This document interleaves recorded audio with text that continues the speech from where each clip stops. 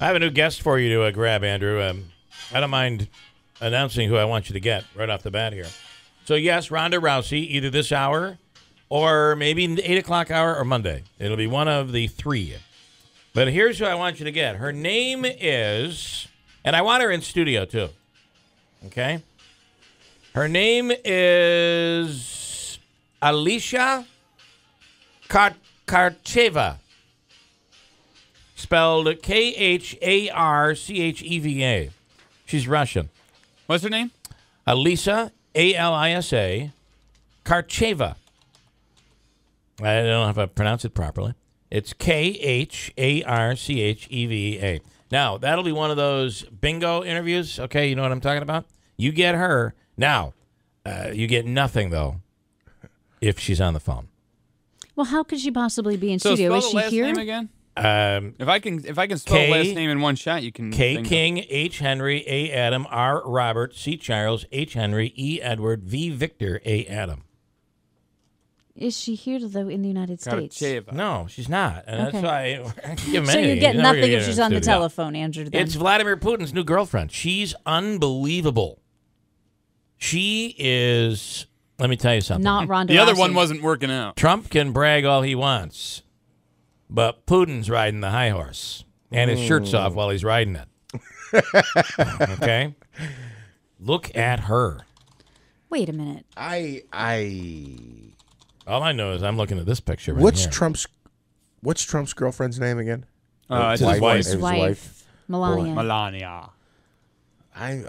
So I guess I thought I was going to chastise you all because I thought Vladimir Putin was still married, but I guess he's not. No, he's like, and you know they say he's one of the wealthiest men in the world, Vladimir Putin. Of course, he's got all that money that he's hiding. But there's his new gal. She's a pinup. She's like a calendar girl. She's a Playboy model. She's 23 years old, and she is a Playboy model. And she is really something. The word came out, yes, Sandy Hook families are suing. They're suing basically Remington Arms. And they're suing because, so what this, and the judge's ruling, by the way, is in favor of the families. How? Here's my question: how can we move forward with any bit of reality, suing a gun maker because someone uses a gun to kill people? How do we move forward on that lawsuit? I don't understand. If you follow the logic, bear with me here, and obviously this was a horrible tragedy, but the gun was purchased legally. If you follow the logic here, I would say that the government should be able to be sued as well. You have a company that pays taxes, that makes a product that is legal in the United States. Sell, and it, by the way, makes sales tax. And as long as, I mean, that means that the government, we, the people, are profiting. So we, the people, should be able to be sued as well. This doesn't make any sense. And so now, before you get all too worried, what the judge's ruling was, you have to understand what the judge's ruling was. The judge's ruling is not anything in terms of whether the gun maker, Remington Arms, is responsible. It has nothing to do with it.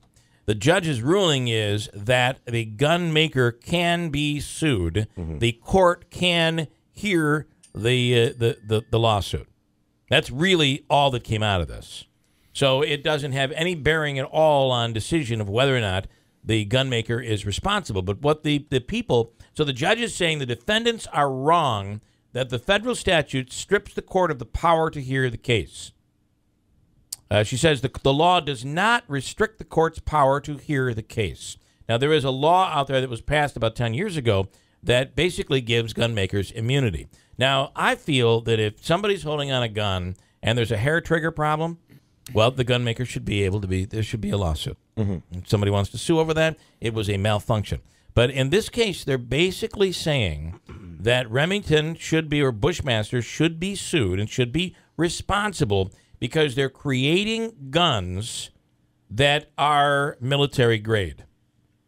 So what I'm saying is don't get too crazy over this because that's just not factual. That is absolutely not factual, and they should win in a court of law.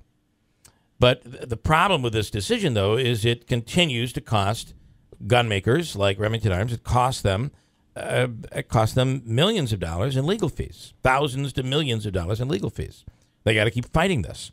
Now they'll appeal, and there's a good chance that maybe somebody will say, "No, I'm sorry, we're going to throw the case up." But all the judge now is saying is that the court can hear the case. Yeah, and again, my issue is they didn't say there's any fault. There is no fault at this point being decided on here. They're not favoring you. They're simply saying that law of immunity, and I forget the exact name of the law, but that they can the court can hear the case. So you have, again, a product legally made to workers who pay taxes from a business that pays taxes. The product is legally bought, legally sold. Everyone's paying their taxes all the way around. And if someone uses it to commit a crime, as horrible as Sandy Hook was. It was terrible. There's no doubt about it. But this is not, I just don't think this is the answer here. The law, by the way, is the Protection of Lawful Commerce in Arms Act, which has been used by gun manufacturers and retailers for more than a decade to successfully fend off hundreds of lawsuits related to gun crimes. And I just think, so if you use a gun, and they're saying that this gun is military grade, it's not. This gun probably is not as powerful, and you could use a regular hunting gun to. I'm probably not using the right terminology, but there are other guns out there that you could accomplish more with, is what I'm saying. This thing is just made to look that way, and so I think ultimately, based on facts, Remington will end up winning in court anyway. But this is all it does. You just keep draining these companies and adding to the liability and adding to the expense and adding to it. It's just it's terrible, I think. Yeah, I know. I agree with you. It's a tough thing. So obviously they have to fight this in court.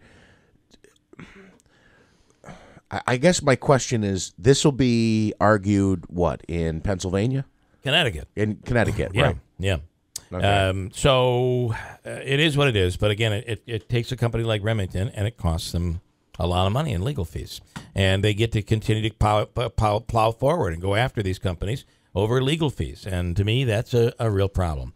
Ronda Rousey, we're going to be talking to her coming up. And if it doesn't happen this hour, it'll happen on Monday, we're told. And then, ladies and gentlemen, Eric Trump, Donald Trump's son, who was just recently in the news because he and his sister did not get registered to vote properly. They're not going to be able to vote in this upcoming primary coming up on Tuesday. But Eric Trump will be on the radio with us coming up later on this morning. Pretty excited about that. Hold tight. 7:21. We're going to talk to a guy, John Pollock, a tax expert. Today's the 15th, right? Today's the day. No, not here. Monday's the day. Our tax deadline is the 18th. So you have the weekend. So just take a little deep breath. You're just fine. Here's Christine with an update. 7:21. Good morning, Christine Bullino.